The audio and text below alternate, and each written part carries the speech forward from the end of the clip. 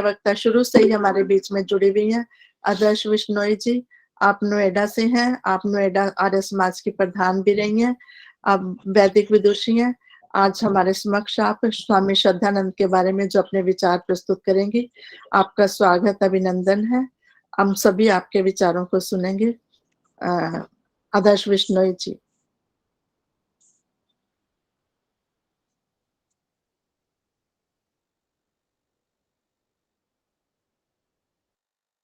आवाज आ रही है दीदी आपको, आदर्श विश्नोई जी?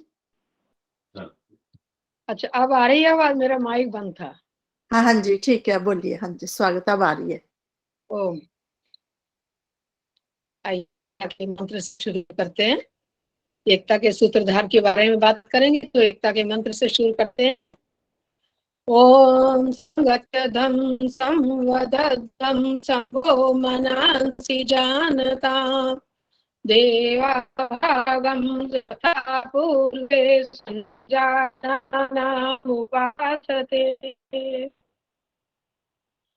साथ चले आपस में मिलकर, मीठा बोले सच पहचाने।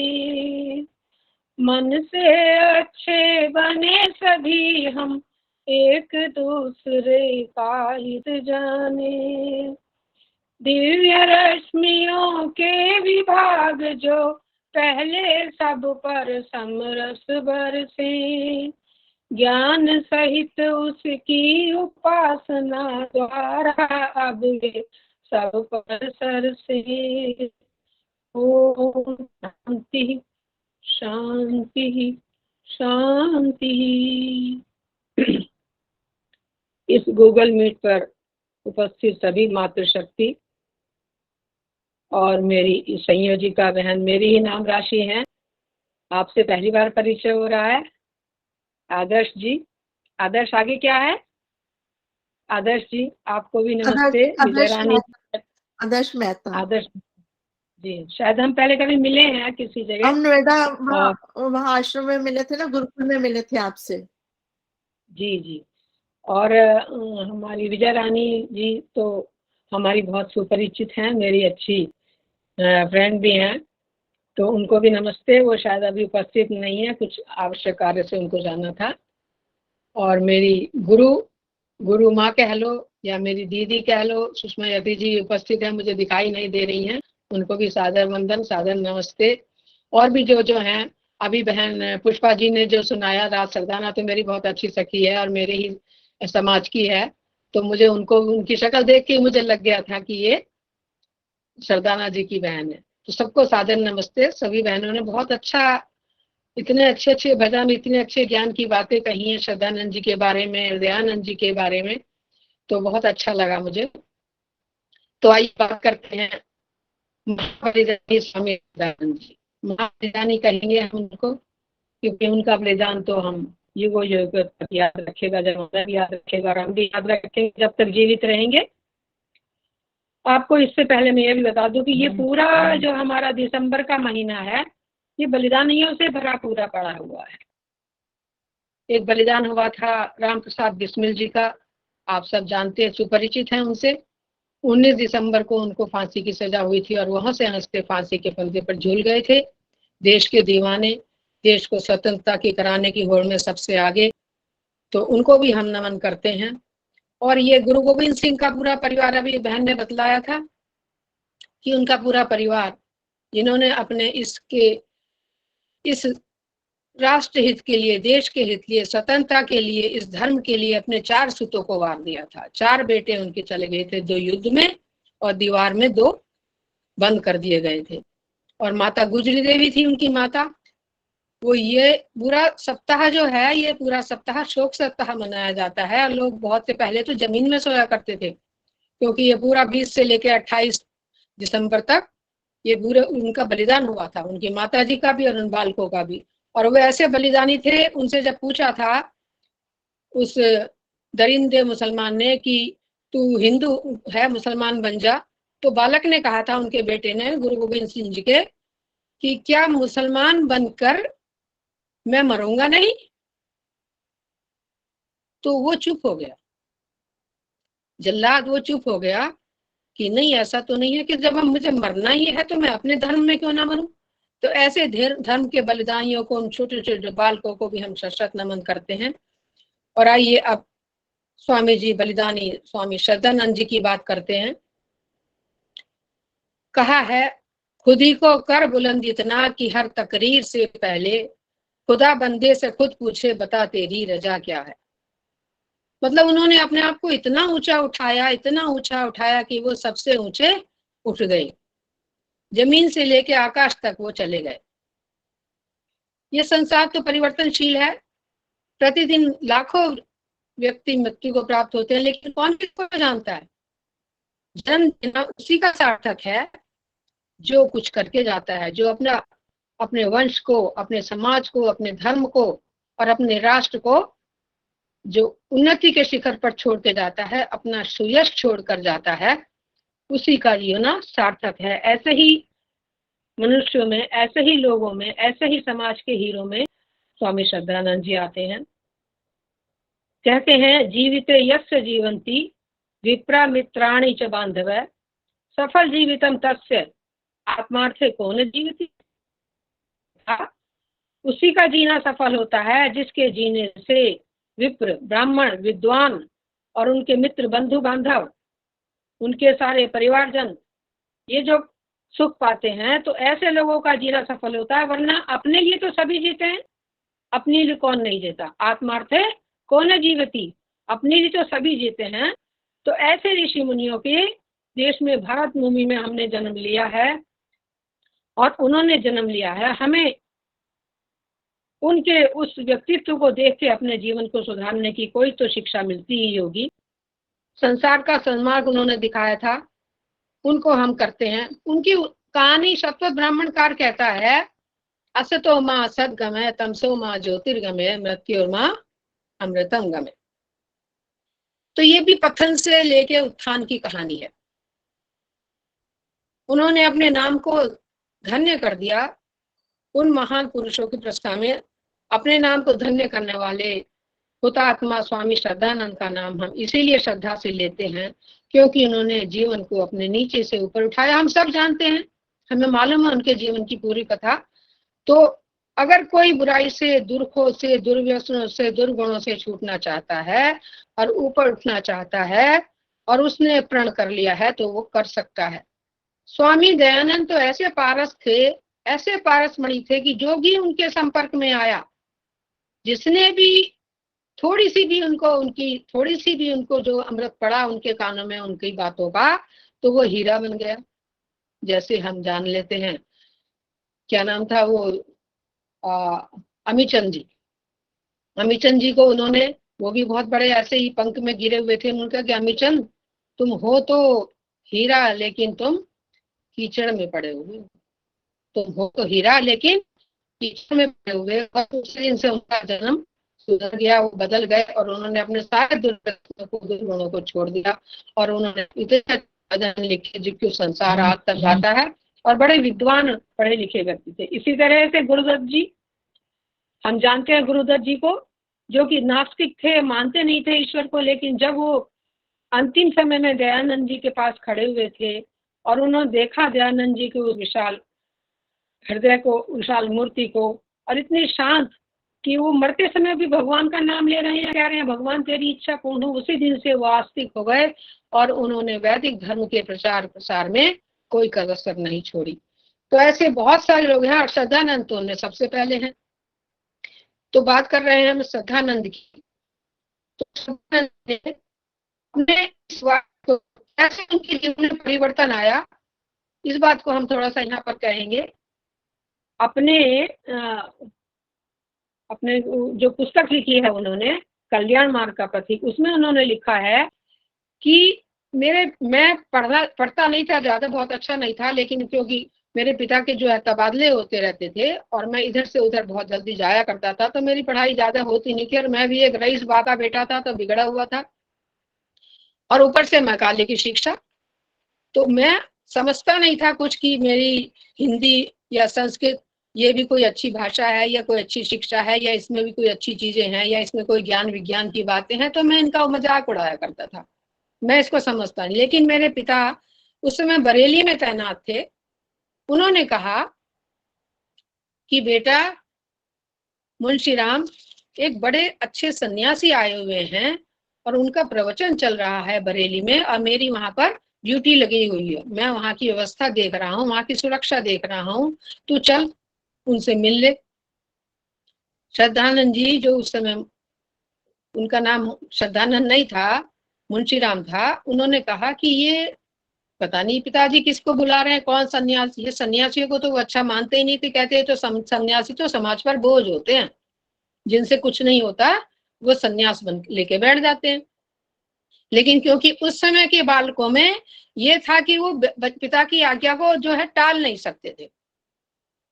आजकल के बालक चाहे ना मानते हो या ना माने, मानते तो हैं, हमारे बालक तो मानते ही हैं, लेकिन वो कहते मैं पिता के सामने चुप हो गया और मन ही मन सोचने लगा कि वो संस्कृत पढ़ा हुआ आदमी सन्यासी मुझे क्या शिक्षा देगा, मैं तो बहुत कुछ जानता हूँ, मैं तो विज्ञान को पढ़ा हुआ हूँ। उसने कहा फिर भी मैं पिताजी की बात को टाल नहीं सका और मैं चला गया। वहां चला गया, जाके देखा तो उस विशालकाय आदित्य मूर्ति को देखकर मेरा मन श्रद्धा से भर गया, मुझे बहुत अच्छा लगा, मैं बहुत प्रसन्न हुआ।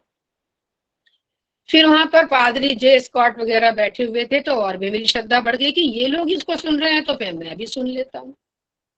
अब जो उन्होंने सुना, थोड़ा सा ईश्वर के ऊपर बात चल रही थी, तो उनको बहुत अच्छा लगा। यद्यपि ईश्वर को नहीं मानते थे, फिर भी उनके प्रवचन, उनकी बात कहते, एक संस्कृत पढ़ा हुआ आदमी इतनी ज्ञान विज्ञान की बातें कर सकता है, ये तो कमाल है। तो मेरी श्रद्धा इतनी बढ़ी कि मैं सबसे पहले जाकर वहां बैठ जाता था और 3 दिन उनके पास गए। वो केवल वो ही उनका पहला और अंतिम मिलन था स्वामी दयानंद जी से, श्रद्धानंद जी का। उसके बाद वो कभी नहीं मिले, उनको उनका वैसा सौभाग्य नहीं मिला। तो उन्होंने कहा, प्रश्न करता, मैं प्रश्न लिख के ले जाता, लेकिन उनके सामने मौन हो जाता, मैं बोल नहीं पाता था। ऐसा अक्सर होता है कि टीचर के सामने बोल नहीं पाते बच्चे कहीं भी। लेकिन एक दिन में हिम्मत करके मैंने कहा कि स्वामी जी, मेरे प्रश्नों का उत्तर दे दो ईश्वर के बारे में। तो ईश्वर के बारे में उन्होंने जो जो प्रश्न किए, उन्होंने सबका उत्तर दे दिया। फिर वो बिल्कुल चुप हो गए, कहते अब मैं क्या पूछूं। कहने लगे, साहब स्वामी जी, आपने ईश्वर के बारे में तो मेरे को उत्तर दे दिया, मुझे निरुत्तर कर दिया, लेकिन मेरा ईश्वर में विश्वास नहीं जमाया आपने, मेरा ईश्वर में विश्वास कैसे हो। तो वो कहने लगी, देखो आपने प्रश्न किए, मैंने उत्तर दिए, मैंने आपसे ये कभी नहीं कहा था कि ईश्वर पर आपका विश्वास जमा दूंगा। फिर उन्होंने उपनिषद का, कठोपनिषद का एक वचन पढ़ा। उन्होंने लिखा है अपनी आत्मकथा में कि उन्होंने उपनिषद का वचन पढ़ा था, न अयम आत्मा प्रवचेन लभ्यो न मेधिया न बहुना श्रुतेन यमे वैश वृणुते लभ्यस्तेष आत्मा विवृणुते तनु स्वाम।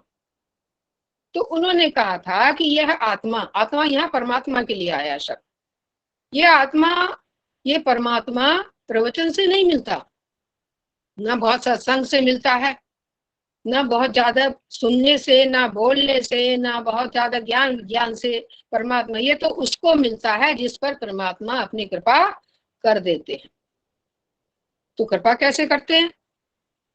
कृपा तो उस पर करेंगे ना जो उसके लायक बनेगा, जो उसके परमात्मा के प्रश्नों पर, परमात्मा की वाणी पे खरा उतर जाएगा, उसको मिलेगा वो परमात्मा। तो उनको ये बात लग गई, उन्हें घर आए और उन्होंने काफी खोज कर डाली, क्योंकि क्या चीज है ये आर्य समाज, क्या है आर्य समाज के बारे में उनका कोई विचार नहीं था। सनातनी थे, पक्के वैदिक सनातन धर्म के थे वो। उन्होंने ये, फिर उन्होंने कहा कि अच्छा देखता हूँ। उस समय 2 समाज चल रही थी, एक ब्रह्म समाज थी और एक आर्य समाज थी। जालंधर में भी, वहां भी 2 समाजें थी, और वो इधर लाहौर में भी जाया करते थे और वहां भी जाया करते थे। तो उस समय वो लाहौर में आए हुए थे, उन्होंने कहा कि देखूं क्या चीज है ये। तो उन्होंने सत्यार्थ प्रकाश, उनका जो स्वामी जी का ग्रंथ जो था, तो सत्यार्थ प्रकाश उन्होंने पढ़ा, तो उनको बहुत अच्छा लगा सत्यार्थ प्रकाश। सुबह को कहते हैं, मैं रविवार के दिन सुबह को मैं जाता था आर्य समाज और शाम को जाता था ब्रह्म समाज, और मुझे इस बात का निश्चय नहीं हो पा रहा था कि मैं आर्य समाज को ज्वाइन करूं या ब्रह्म समाज को। सुबह सुबह मैं सत्या प्रकाश लिए बैठा था 6 बजे। मेरे एक मित्र सुंदरदास जी आए और उन्होंने कहा क्या कर रहे हो? तो ये पढ़ रहा हूँ। कि चलो आर्य समाज चलोगे? कहते अभी मैं निश्चय नहीं कर पाया, मैं आर्य समाज में जाऊं या मैं ब्रह्म समाज में जाऊं, मैं कौन सी सदस्यता लूं। उन्होंने कहा इसमें कौन सी बड़ी बात है, आप आर्य समाज चलकर देख लो और इसको पढ़ लो पुस्तक को। नहा धो के वो उनके साथ ही चले गए आर्य समाज। ये लाहौर की बात है।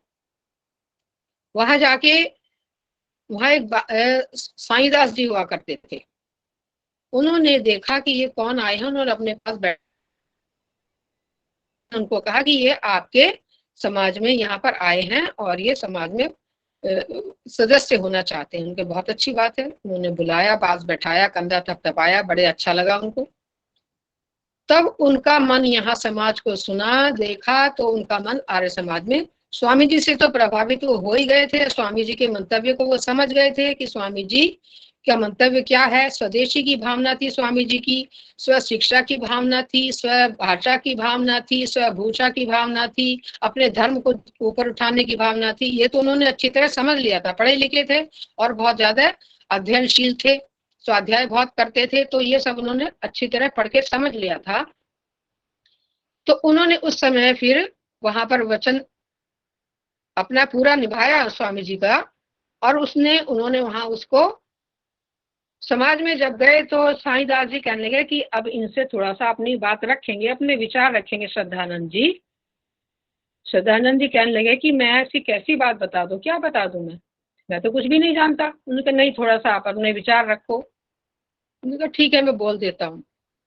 तो उन्होंने ये बात कही, कहते मेरे भाषण का सार ये था कि जो मन और वचन और कर्म से एक है उसको समाज में आने का अधिकार है, वो आर्य समाजी बने, वो समाज की सदस्यता ग्रहण करे। कि ऐसा ना हो कि मन में कुछ और हो, वाणी में कुछ और हो और कर्म में कुछ और हो।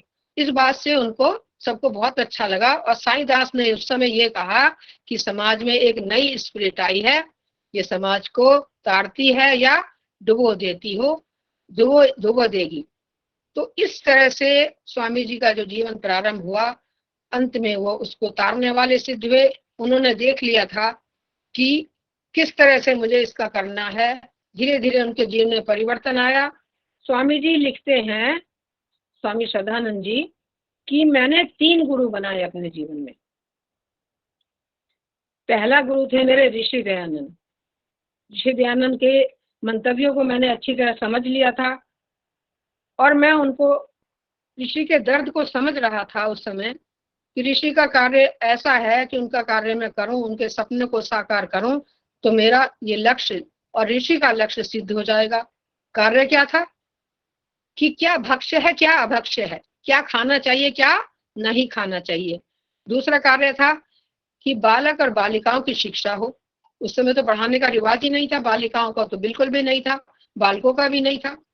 एक उनका था कि शिक्षा प्रणाली गुरुकुलीय प्रणाली होनी चाहिए, ये स्वामी जी का लक्ष्य था। दूसरा था कि ब्रह्मचारियों की भूषा एक जैसी होनी चाहिए।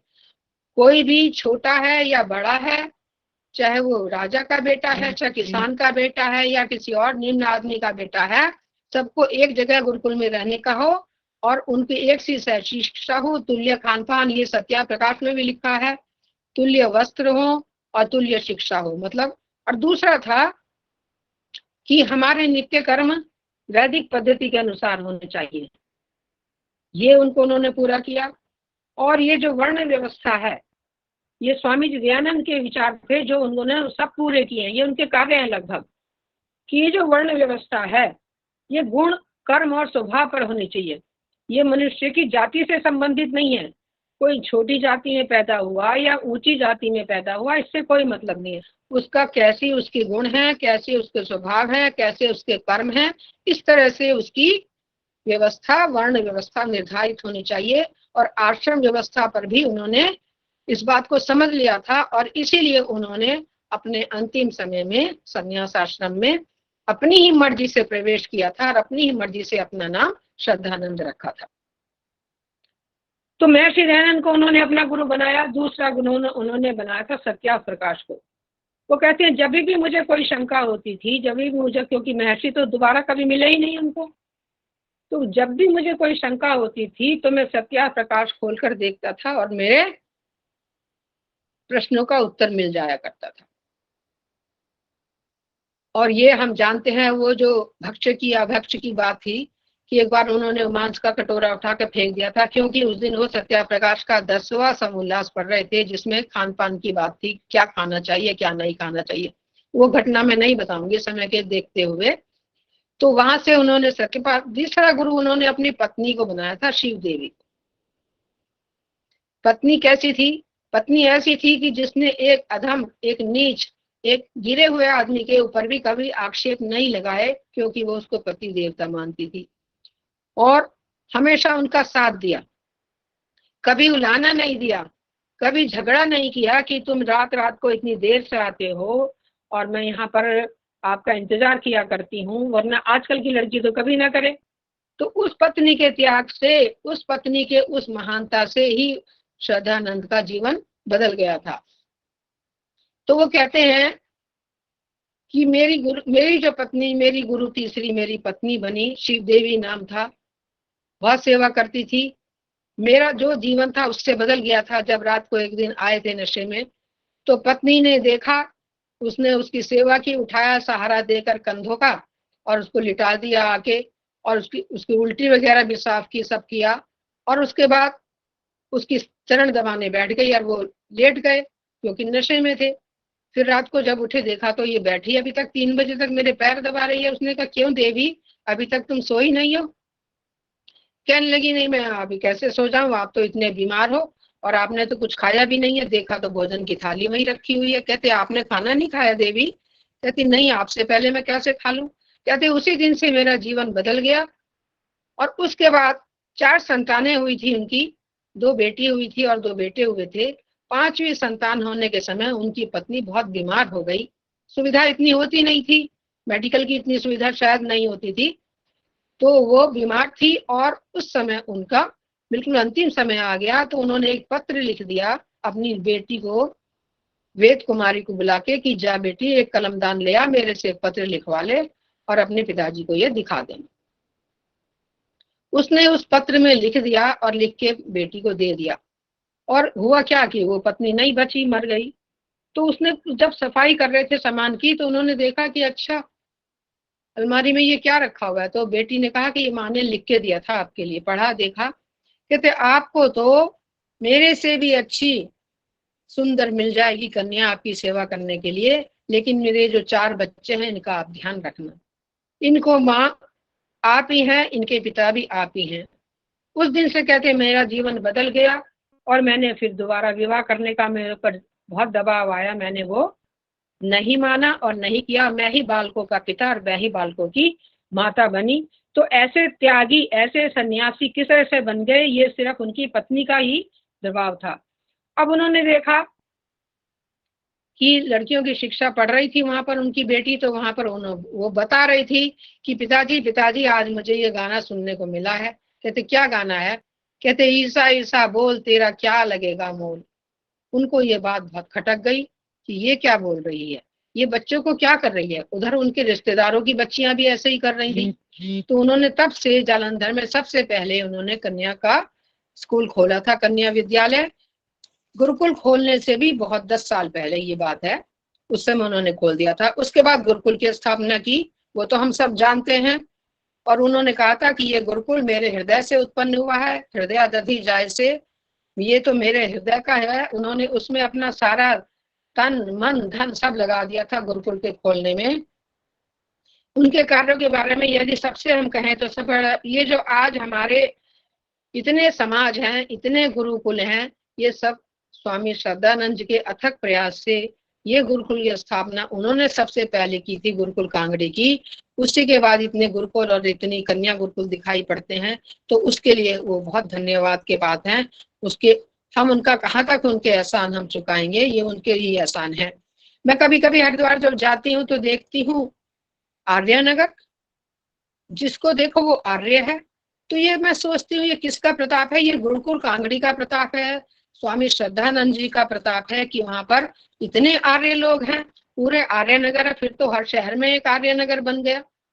तो ये देखा हमने तो बहुत हमें इस बात का लगता है। और जब उन्होंने ये गुरुकुल खोला था तब उस समय मुंशी प्रेमचंद जी ने कहा था कि श्रद्धांजलि जी को बहुत नमन है, क्योंकि उन्होंने विद्या को बेचने पर रोक लगाई है।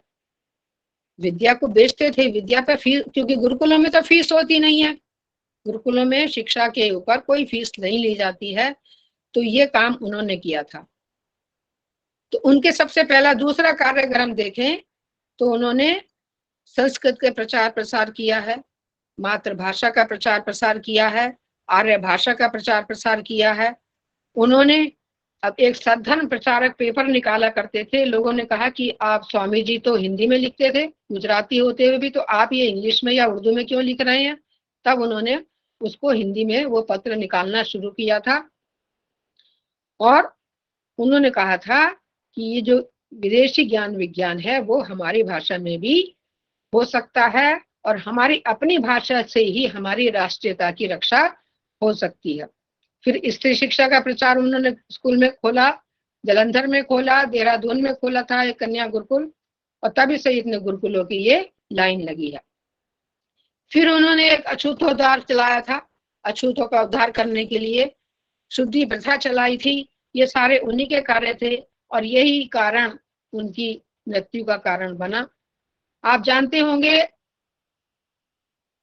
एक असगरी बेगम अपने 4 बच्चों के साथ स्वामी जी की शरण में आ गई और कहने लगी मुझे तो आप हिंदू धर्म में परिवर्तित कर दीजिए। स्वामी जी ने समझाया, उसको बताया कि नहीं, ये बहुत मुश्किल है, तुम कर पाओगी, रह पाओगी, वापस तुम्हारे जो पति हैं या तुम्हारे पिता हैं वो परेशान करेंगे। तो कह नहीं, मैं तो आ गई। 4 बच्चों के साथ आई थी। वो असगरी बेगम कौन थी मैं आपको बता दूं।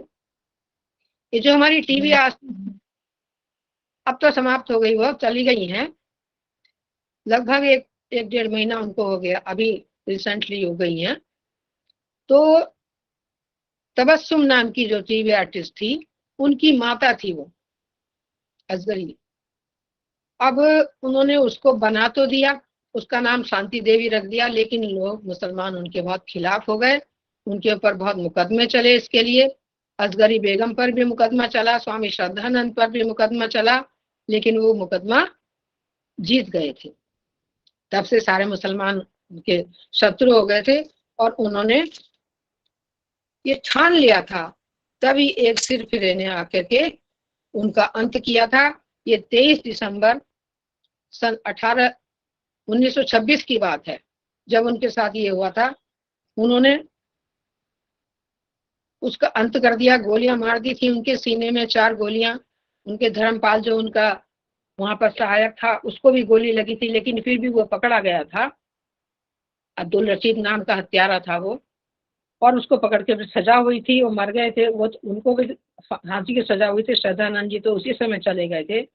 तो हमारा कर्तव्य तो ये है कि हम उस स्रोत को, उस श्रद्धा रूपी स्रोत को पकड़ें, जिसने वेद के लिए, सदाचार के लिए, महर्षि के नियमों के लिए, उनकी कृतियों के लिए अपना जीवन न्यौछावर कर दिया है। अगर हम श्रद्धानंद नहीं बन सकते, हम दयानंद नहीं बन सकते, लेकिन हम उनके जैसा तो बन सकते हैं। कम से कम उनके नियमों पर तो चल सकते हैं, आपस में प्रेम भाव तो रख सकते हैं, भाई भाई से लड़े तो ना। कम से कम अपनी भाषा का, अपनी भूषा का, अपने खान पान का। हमने तो अपने आप को इतना अंग्रेजों का गुलाम बना दिया है कि हम उसको समझते हैं कि हम अगर उसको नहीं सीखेंगे, उनकी भाषा को नहीं सीखेंगे, उनके व्यवहार को नहीं सीखेंगे, तो हम जो है पिछड़े हुए हैं। ये जो हमारे अंदर बात आ गई है, इसको हमें किस तरह से निकाल देना चाहिए अपने मन से, ताकि हम अपने स्वदेशी की भावना को लेकर जिए। ये हमारा, आजकल की लड़कियां, आजकल के बच्चे, आजकल के क्या सीख रहे हैं? सिर्फ विदेशी विदेशी खान पान, विदेशी पहनावा। क्या दिखाना चाहते हैं भाई? हमारी संस्कृति में किसी तरह की कोई कमी तो नहीं है, हमारे कल्चर में, हमारे संस्कारों में तो कोई कमी नहीं है। तो हम उस बात को समझें, और शिक्षा लेनी है तो ये स्वदेशी की शिक्षा लें, जो महर्षि का मंतव्य था, स्वभाषा की शिक्षा लें और उस पर चलें। क्योंकि मेरी संस्कृति किसी से हीन नहीं है, किसी से कम नहीं है। मुझे अपनी भाषा पर भरोसा होना चाहिए। भारत मेरी मातृभूमि है, भाषा मेरी भारती। भारत मेरी मातृभूमि है, भाषा मेरी भारती। बलिदानियों के गौरव की चलो उतारें आरती। बलिदानियों के गौरव की चलो उतारें आरती। तो इसलिए इसको कहते हुए बस मुझे इतना ही कहना है कि अपने इस स्वामी जी के मंतव्य को पूरा करें और उनको इसी तरह से हम श्रद्धांजलि दें। कुछ पंक्तियां मैं बोल देती हूँ स्वामी जी के लिए।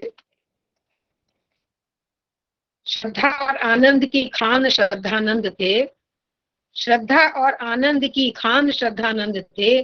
धर्म पर जो हो गए बलिदान श्रद्धानंद थे। रक्त की बूंदों से सींची थी वैदिक वाटिका, रक्त की बूंदों से सींची थी वैदिक वाटिका। महर्षि जो राम तो हनुमान श्रद्धानंद थे। महर्षि जो राम तो हनुमान श्रद्धानंद थे। दिल्ली की चांदनी चौक दे रही है साक्षी, दिल्ली की चांदनी चौक दे रही है साक्षी। तान जब छाती खड़े बलवान श्रद्धानंद थे। जामा मस्जिद मिंबर पे खड़े बड़ी शान से हिंदू मुस्लिम एकता का पाठ पढ़ाने वाले श्रद्धानंद थे। ऐसे बहुमुखी, ऐसे प्रतिभा के धनी, ऐसे युग पुरुष, स्वाभिमानी, पक्के सिद्धांतवादी, जिनकी कथनी और करनी में कोई अंतर नहीं था, जो सत्यनिष्ठ थे, कर्तव्य परायण थे, ईश्वर में विश्वास करने वाले थे, सभी कार्यों में आगे रहते थे, सब कुछ त्याग दिया था, सर्वमेध यज्ञ कर दिया था, सर्वस्व त्यागी थे, देशभक्त थे, राष्ट्र नायक थे। कितने गुण उनके गिनाए, वो तो गुणों का समंदर था। कितने गुण गुनाए उनके, उनके गुणों का समर्थ था। वह आसमानता था, वह आकाश था, वह आसमान था, लेकिन बैठता था सर झुकाए। उसके कद का किसी को गुमान न था। तो ऐसे स्वामी श्रद्धानंद को शत शत नमन। आपने मुझे समय दिया, आपने मुझे सुना, इसके लिए आपका बहुत बहुत धन्यवाद। सबको नमस्ते। बहुत सुंदर दीदी आपने अपने विचार प्रस्तुत किए। किस प्रकार की स्वामी श्रद्धानंद जी अपनी युवा अवस्था से इतने उच्च कोटि के सन्यासी बने और कितने कार्य किए उन्होंने। सभी जो उन्होंने कार्य किए, 3 गुरु बनाए अपने। सबसे पहले स्वामी दयानंद जी को गुरु बनाया, फिर सत्यार्थ प्रकाश को अपना गुरु माना उन्होंने, और फिर जो उनके दुर्गुण थे उनको दूर किया और अपनी पत्नी को भी गुरु बनाया उन्होंने। कभी भी उनको बुरा नहीं बोला और अपने नीचे स्तर से एकदम उच्च स्तर तक पहुंचे। बहुत सुंदर आपने विचार रखे और इतने कार्य किए उन्होंने अपने, कि विदेशियों को सभ्यता को ना अपना कर हम स्वदेशी सभ्यता को अपनाएं। ये आप सभी के लिए हमें प्रेरणा दी। आपका बहुत बहुत धन्यवाद। बहुत सरल शब्दों में अपने विचार प्रस्तुत किए। जैसा कि आपने कहा है कि सुषमा यति जी आपकी गुरु हैं या बड़ी बहन है, मैं उनसे निवेदन करूंगी कि आप अपने शिष्य हैं या आपकी वो छोटी बहन है आदर्श जी, आप उनके लिए शुभकामनाएं और आशीर्वाद दीजिए। सुषमा यति माता जी।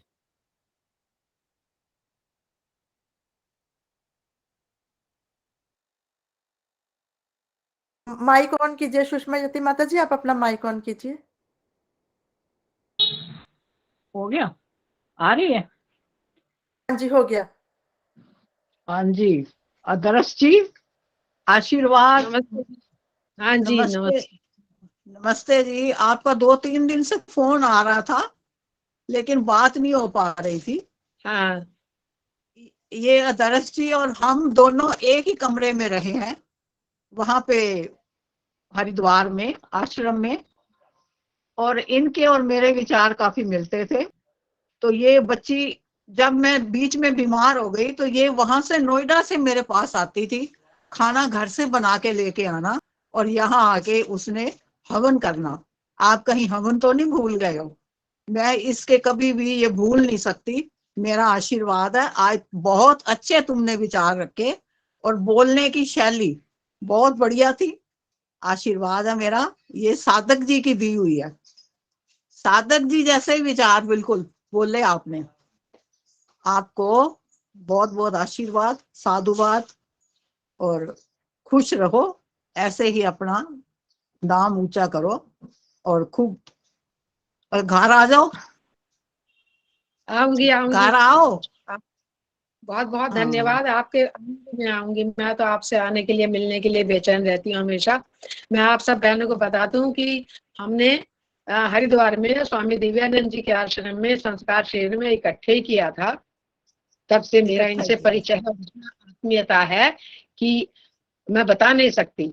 इनके आशीर्वाद और इनके संस्कार और इनकी उसकी मैं बहुत इनकी भक्त हूँ इसलिए। और इन्होंने बहुत बड़े काम किए हैं। अब तो थोड़ा सा आयु है, वरना इन्होंने तो सारे समाज को जोड़ के रखा है। बहुत गुणी है माता जी सुषमा यति जी। तो इनका बहुत बहुत बहुत बहुत धन्यवाद। धन्यवाद, बहुत बहुत धन्यवाद सुषमा यति माता जी, आपका, आदर्श जी आपका भी। जैसे स्वामी दयानंद जी के संपर्क में आकर स्वामी श्रद्धानंद जी उच्च कोटि के इतने सन्यासी हो गए थे, ऐसे हम भी अपनी विदुषी बहनें माताएं हैं, उनके संपर्क में आकर कुछ ना कुछ तो सीखेंगी। हमारा ज्ञान ऐसे ही बढ़ता जाएगा। बहुत बहुत धन्यवाद। हमारी विदुषी बहन हमारे चंद्रप्रभा आर्या जी भी हमारे बीच में है, सुनीता पासी जी बीच में है, शशि प्रभा जी, आप सभी का बहुत बहुत धन्यवाद। आपसे हमें बहुत कुछ सीखने को मिलता है। हम भी अपने जीवन को सार्थक कर पाए, ऐसी हम अपने पुरुषार्थ करते रहें। बहुत बहुत धन्यवाद। अब भजनों की श्रृंखला में हमारे बीच में एक सुलोचना आर्या जी हैं, एक सरला बजाज जी। आपने बोला था, आप पहले सुलोचना आर्या जी, उसके बाद सरला बजाज जी। क्षमा महाजन जी हमारे बीच में जुड़ी हुई है। क्षमा जी आप बने रहिएगा। आप धन्यवाद शांति पाठ करवाएंगे आज। आपसे निवेदन, आप पिछले हफ्ते नहीं थे, आज उर्मिला आर्या जी अस्वस्थ होने के कारण हमारे बीच में नहीं है, तो आप शांति पाठ करवा दीजिए क्षमा महाजन जी। हाँ जी सुलोचना दीदी बोलिए आप अब। जी जी, सभी को सादर नमस्ते। मैं एक भजन बोल रही हूँ स्वामी शरदानंद के ऊपर। शरदा का शरदानंद भंडार तुमको भूल गया। शरदा का शरदानंद भंडार तुमको भूल गया है। जाति का सच्चा खिदमतगार तुमको भूल गया है। जाति का सच्चा खिदमतगार तुमको भूल गया है। गर्दन में झोली डाली दूर दूर का बना भिखारी। गर्दन में झोली डाली दूर दूर का बना भिखारी। गंगा का गुरुकुल करे पुकार तुमको भूल गया। गंगा का गुरुकुल करे पुकार तुमको भूल गया। शरदा का शरदानंद भंडार तुमको भूल गया। अपना सर्वस्व लुटाया पिछड़ों को गले लगाया। अपना सर्वस्व लुटाया पिछड़ों को गले लगाया। गौरों के होश उड़ गए तोपों के मुंह भी मुड़ गए। गोरों के होश उड़ गए तोपों के मुंह भी मुड़ गए।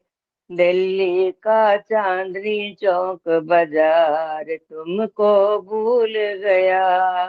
दिल्ली का चांदनी चौक बाजार तुमको भूल गया। शरदा का शरदानंद भंडार तुमको भूल गया। जामा मस्जिद के अंदर स्वामी जी बैठे डट कर।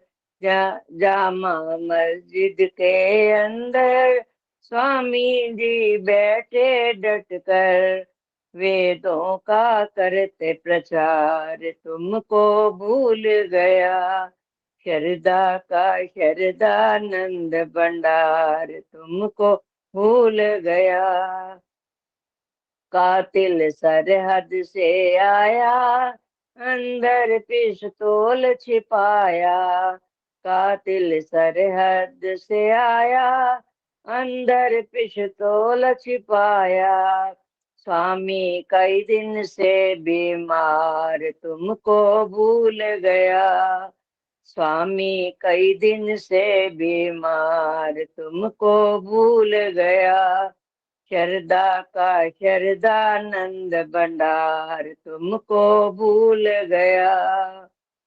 खूनी की प्यास बुझाई, हंस हंस के गोली खाई। खूनी की प्यास बुझाई, हंस हंस के गोली खाई। ओम की बाजन लागी तार तुमको भूल गया। ओम की बाजन लागी तार तुमको भूल गया। शरदा का शरदानंद भंडार तुमको भूल गया। कर्जा है उनका चुका दे, प्राणों की भेंट चढ़ा दे। कर्जा है उनका चुका दे, प्राणों की भेंट चढ़ा दे। आशानंद होता जब प्रचार तुमको भूल गया। शरदा का शरदानंद भंडार तुमको भूल गया। जाति का सच्चा खिदमतदार तुमको भूल गया। तुमको भूल गया। ओम ओम। धन्यवाद आदर्श जी। बहुत बहुत सुंदर भजन आपने सुनाया श्लोचना समय जी, दिया। बहुत बहुत धन्यवाद आपका। अब उषा सूद जी, सरला बजाज जी के गेस्ट आ गए हैं, तो उषा सूद माता जी आप बोलिए, उसके बाद सुषमा बुद्धि राजा जी। एक बात आदर्श जी, एक बात मैं बताऊं अपने बारे में। मैं छोटी बेटी अमृत कला जी, वो हमारे हॉस्टल की वार्डन थी। मैंने उनसे संध्या सीखी, उनसे भजन सीखे। मैं उनके द्वारा मतलब बनी हुई हूँ। सच पूछिए तो मेरा कैरेक्टर के पीछे स्वामी श्रद्धानंद जी की बेटी सबसे छोटी का हाथ है। तो मैं एक कुर्बानी पर, सांकेतिक कविता में संकेत होता है, नाम नहीं होते, तो मैं एक कविता सुनाती हूँ।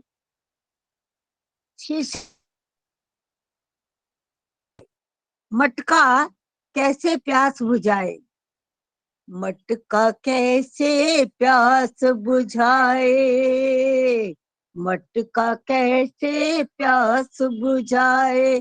प्यास बुझेगी पानी से, भीतर की दुनिया बदलेगी बाहर की कुर्बानी से। भीतर की दुनिया बदलेगी बाहर की कुर्बानी से। मटका कैसे प्यास बुझाए, प्यास बुझेगी पानी से। भीतर की दुनिया बदलेगी बाहर की कुर्बानी से। पानी जितना बहता है उतना ही खुश रहता है। पानी की आवाज सुनो, पानी भी कुछ कहता है। पानी हवा में उड़ता है, पानी मोड़ पे मुड़ता है। पानी ऐसा जादू है, पानी टूट के जुड़ता है। भीतर की दुनिया बदलेगी बाहर की कुर्बानी से। मटका कैसे प्यास बुझाए, प्यास बुझेगी पानी से। भीतर की दुनिया बदलेगी बाहर की कुर्बानी से। पानी पहाड़ पे जमता है, सागर पहुंच के मिलता है। पानी पहाड़ पे जमता है, सागर पहुंच पिघलता है। पानी हर फन मौला है, पानी जोगी रमता है। पानी से बरसाते हैं, पानी की अपनी बातें हैं। इस दुनिया के मौसम भी पानी से आते जाते हैं, मटका कैसे प्यास बुझाए, प्यास बुझेगी पानी से, भीतर की दुनिया बदलेगी बाहर की कुर्बानी से।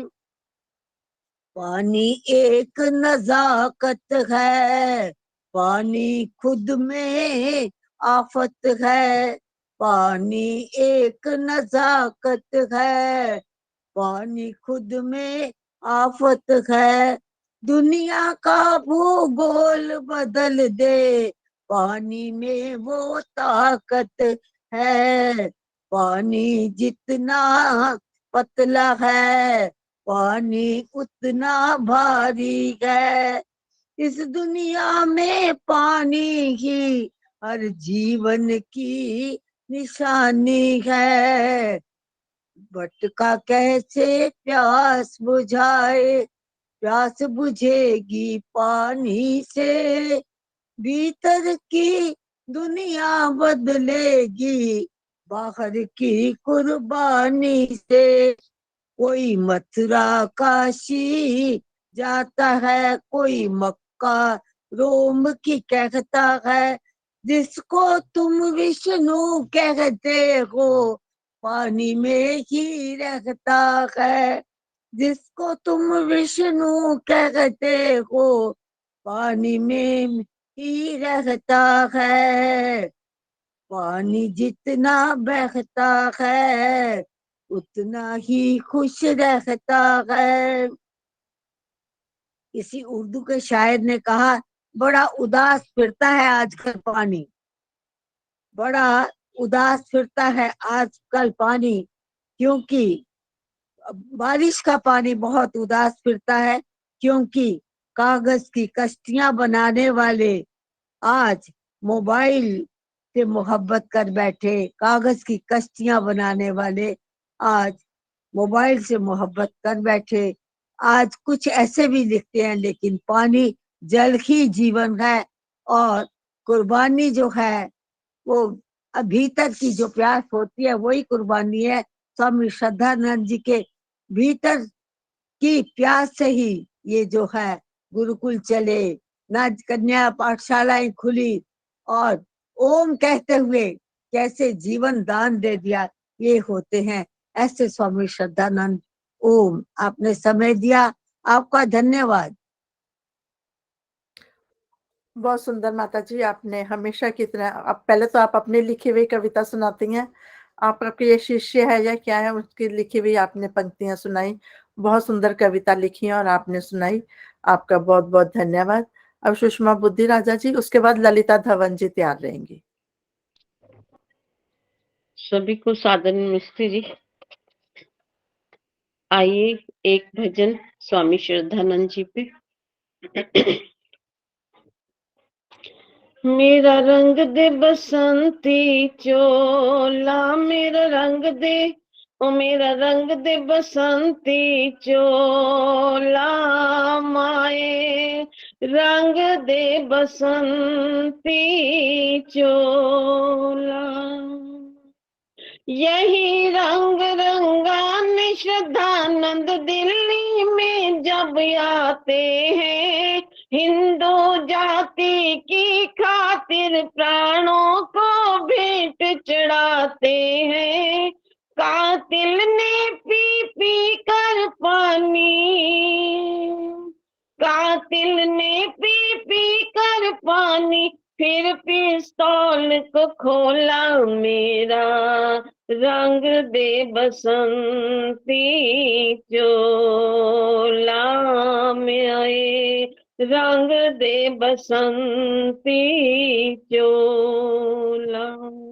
इसी चांदनी चौक के अंदर घंटा घर था खड़ा हुआ, घंटा घर के नीचे लोगों शेर बब्बर था अड़ा हुआ, खोलो गन मशीनें खोलो,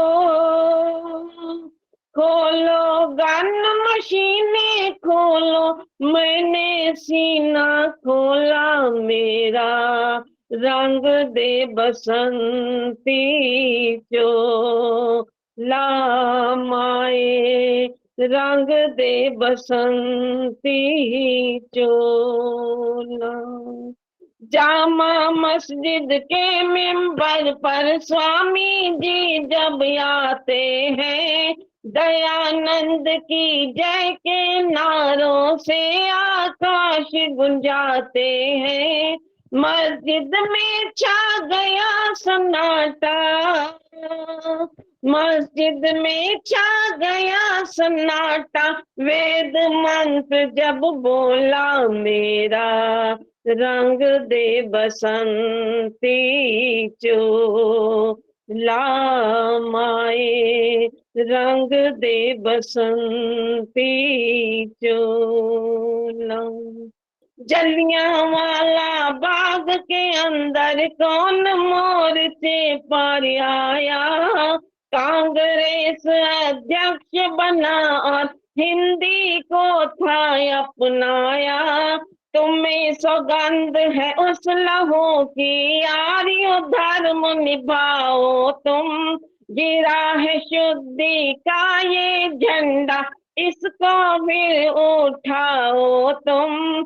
आशानंद कहता है आर्य समाज शहीदी टोला, मेरा रंग दे बसंती चोला, मेरा रंग दे, ओ मेरा रंग दे बसंती चोला माए, रंग दे बसंती चोला। धन्यवाद आदर्श जी, आपने मुझे समय अति दिया। सुंदर, अति बहुत सुंदर। सुंदर, बहुत सुंदर। आपने श्रद्धानंद जी को श्रद्धांजलि दी। कितने नीडर बहादुर थे वो श्रद्धानंद जी। उनका आपका बहुत बहुत धन्यवाद सुषमा दीदी। अब ललिता धवन जी, उसके बाद किरण शर्मा जी। सभी बहन भाइयों को मेरी सादर नमस्ते जी। बहुत सुंदर भजन चल रहा था अभी। उनकी आवाज का तो कहना ही क्या है, सुषमा जी की तो। ऋषि दयानंद तेरी युग युग सत्य अमर कहानी, हम भूल नहीं सकते हैं कि तूने जो कुर्बानी। ऋषि दयानंद तेरी युग युग सत्य अमर कहानी, हम भूल नहीं सकते हैं कि तूने जो कुर्बानी। तू धर्म कथा दीवाना, सच्चाई का परवाना, तू झुका सत्य के आगे, तेरे आगे झुका जमाना। तेरी अद्भुत वाणी दुनिया हो गई दीवानी, हम भूल नहीं सकते हैं कि तूने जो कुर्बानी। ऋषि दयानंद तेरी युग युग सत्य अमर कहानी, हम भूल नहीं सकते हैं कि तूने जो कुर्बानी। कई तुझे मारने आए लेकिन मार न पाए, भला उसको कौन मिटाए जिसको भगवान बताए।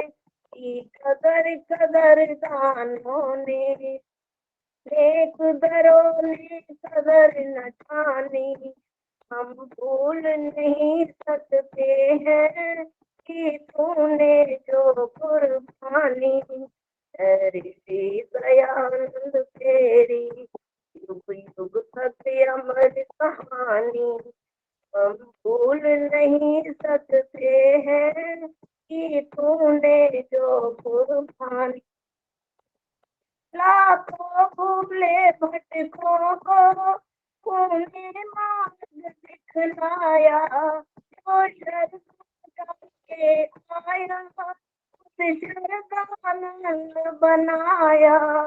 सच तो यह मूर्खों की वाणी, बख्शी तूने जिंदगानी, हम भूल नहीं सकते हैं कि तूने जो कुर्बानी ऋषि दयानंद तेरी युग युग सत्य अमर कहानी। हम भूल नहीं सकते हैं कि तूने जो कुर्बानी मन सच्चा सेवक तूने की देश धर्म की सेवा लाखों तेरे अनुयायी सब बांटा ये मेवा मिल के जो आज हम सब बैठे सब तेरी मेहरबानी। हम भूल नहीं सकते हैं कि तूने जो कुर्बानी ऋषि दयानंद तेरी युग युग सत्य अमर कहानी। हम भूल नहीं सकते हैं कि तूने जो कुर्बानी। धन्यवाद सुदर्श जी समय देने के लिए। बहुत सुंदर ललिता धवन जी आपने भजन सुनाया, बहुत बहुत धन्यवाद आपका। अब किरण शर्मा जी,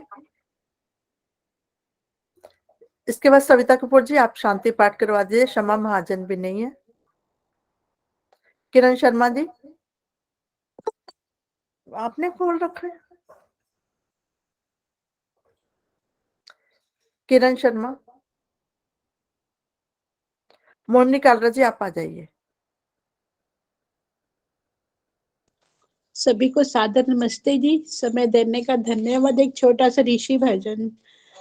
चमकेंगे जब तलक सूरज व चांद तारे, चमकेंगे जब तलक सूरज व चांद तारे, हम हैं ऋषि दयानंद तब तक ऋणी तुम्हारे, चमकेंगे जब तलक भारत की जब ये नैया मजेधार में पड़ी थी, तूने ही बन के खेवट पहुंचा दिया किनारे, चमकेंगे जब तलक सूरज व चांद तारे, हमको पिलाया अमृत खुद जहर पी गया तू,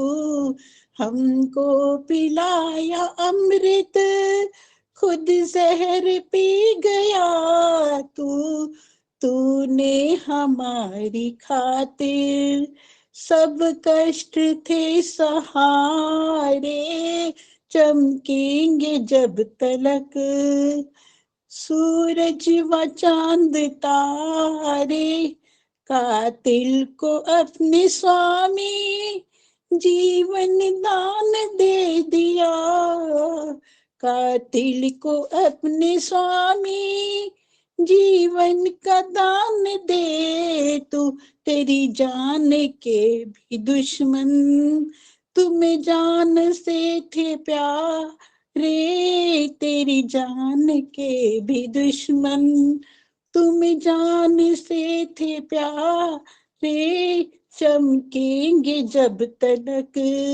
सूरज व चांद तारे, हम है ऋषि दयानंद तब तक ऋणी तुम्हारे, तू वो दिया जिसने लाखों आए, तू वो दिया था जिसने लाखों दिए जलाए, दी रोशनी पथिक की घर जगमगाए सारे, दी रोशनी पथिक को घर जगमगा सारे, चमकेंगे जब तलक सूरज व चांद तारे, हम हैं ऋषि दयानंद तब तक ऋणी तुम्हारे, चमकेंगे जब तलक सूरज व चांद तारी। धन्यवाद जी आपका समय देने। बहुत सुंदर भजन, आपका बहुत बहुत धन्यवाद। अब किरण शर्मा जी आइए, छोटा सा भजन रख दीजिए, उसके बाद शांति पाठ करवा दीजिए। सभी को सप्रेम नमस्ते। मैं स्वामी श्रद्धानंद जी के ऊपर ही भारतेंद्र प्रसाद जी की एक कविता बोलने जा रही हूँ कि किस प्रकार हम अपने मूल्यों को भूल गए हैं, आर्य समाज में पदों के पीछे आपस में लड़ते रहते हैं। उसके ऊपर किसी कवि ने बहुत सुंदर कविता लिखी है। मेरे शहीद स्वामिन, तुम्हें श्रद्धा देने के लिए मेरे पास कुछ नहीं है, क्योंकि श्रद्धा और आनंद मैं दोनों को खो चुका हूँ। अंधकार का प्रतिनिधि बनकर सब कुछ गहन सागर में डुबो चुका हूँ। तुम्हारी फुलवाड़ी जिसके द्वारा तुम्हारा बलिदान हुआ था, आज मुझे याद भी नहीं आती।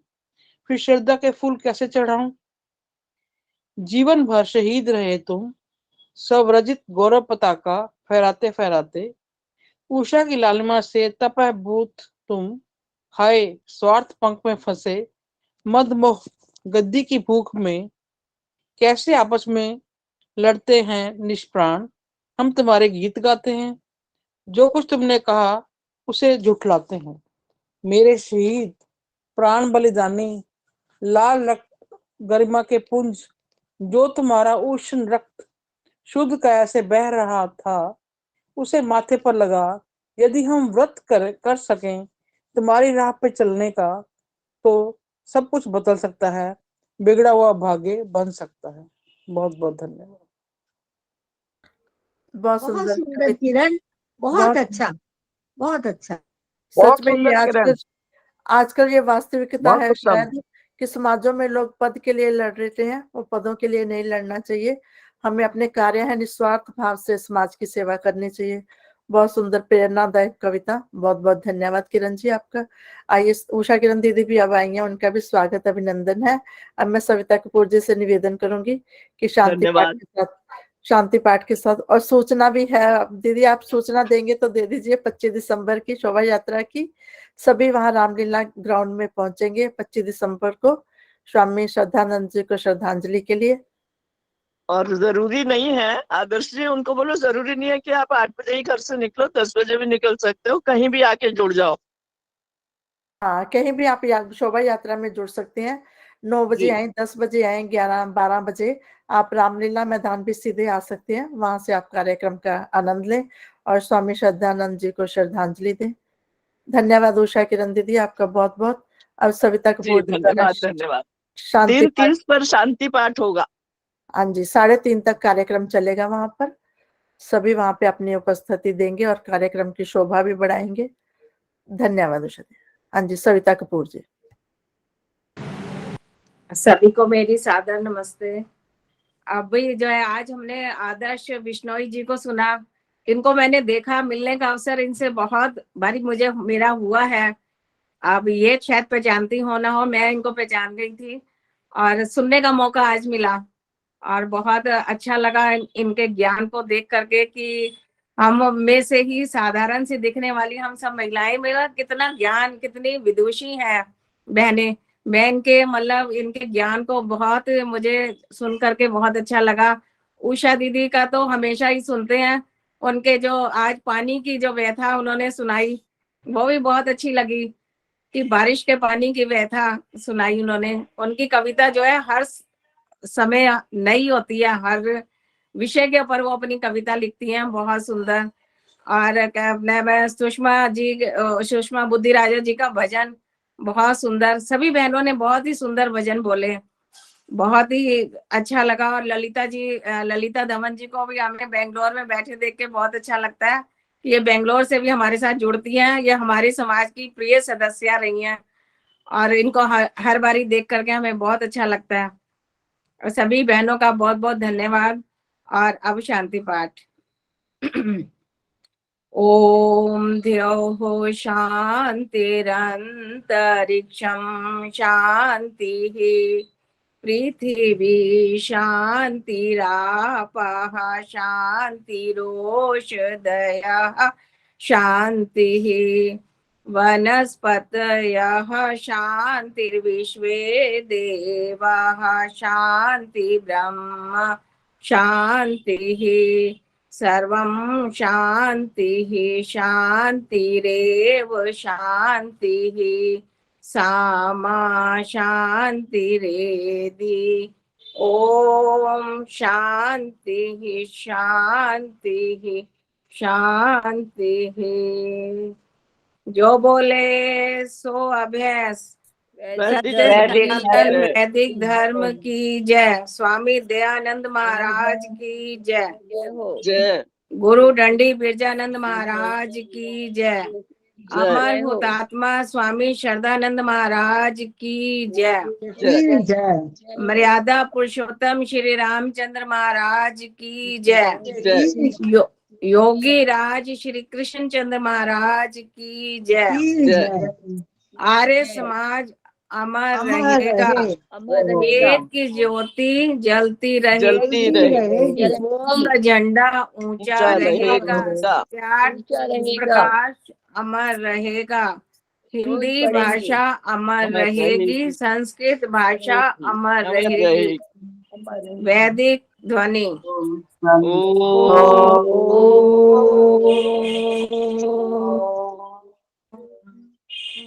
सभी को, मेरी सभी को बहनों को सादर